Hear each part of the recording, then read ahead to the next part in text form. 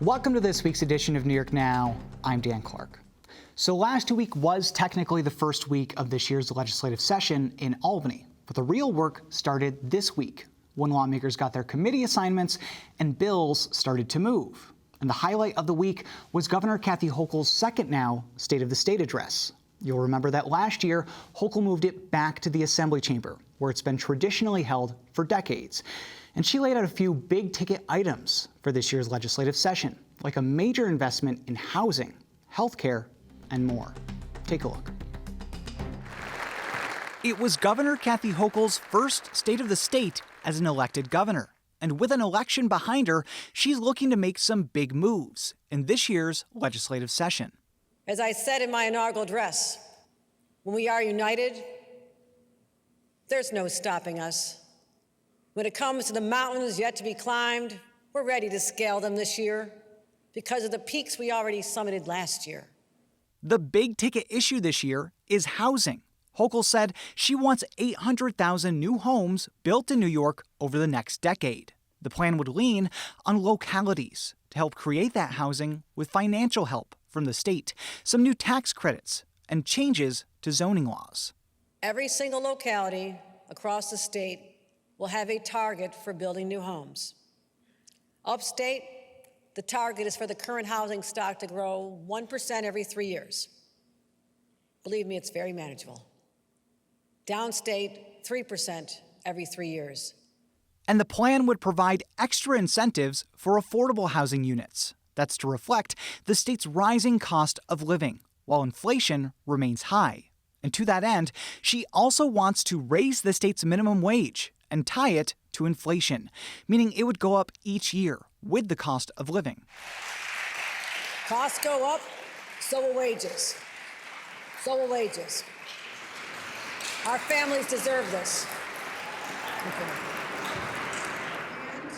Like other states that have implemented this policy, we'll put on guardrails to make sure employers, the increases are predictable for them. I understand this. We also need to have flexibility in the event of a recession.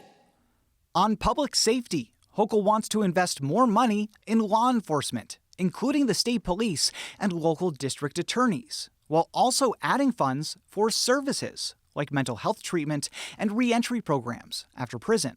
She also wants to change the state's laws on cash bail, among the most controversial issues at the Capitol. Her plan would give judges more control to set bail on high-level bail-eligible charges. But she also said she'd work with the legislature to see if more changes should be made. And so to my partners in government, in the legislature, let's start with this base of shared understanding and have a thoughtful conversation. Not this, but this. And talk about what we can do during the budget process and make improvements to that law. On education, Hochul wants to boost funding for public schools by $2.7 billion and continue the state's expansion of pre-K. And on healthcare, Hochul wants to create a new commission on the future of healthcare and boost coverage options for Medicaid recipients and those on the state's low-cost essential healthcare plan.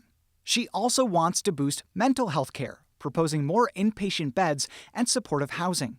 We have underinvested in mental health care for so long and allowed the situation to become so dire that it also has become a public safety crisis as well.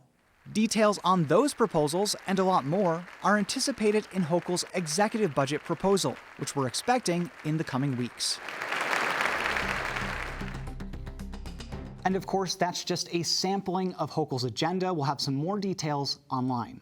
And we caught up with a few top lawmakers after the speech for their reaction. Assembly Speaker Carl Heastie, a Democrat from the Bronx, said he would have to see more details on some of the governor's proposals, but backed her plan to tie the state's minimum wage to inflation.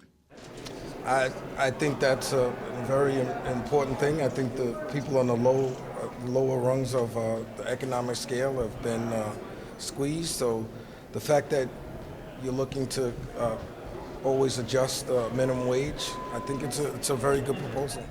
But on the other side of the aisle, Republicans said they didn't hear enough from Hochul on lowering the state's cost of living. a top issue for New Yorkers. And Assembly Republican leader Will Barclay argued that raising the minimum wage wouldn't be the right approach. And by mandating certain wages, I think that just drives business away. Instead of ultimately what we want to do is have more jobs, more opportunities in New York, and raising the minimum wage isn't the way to get there. So some interesting discussions ahead for the state budget, which is due in March.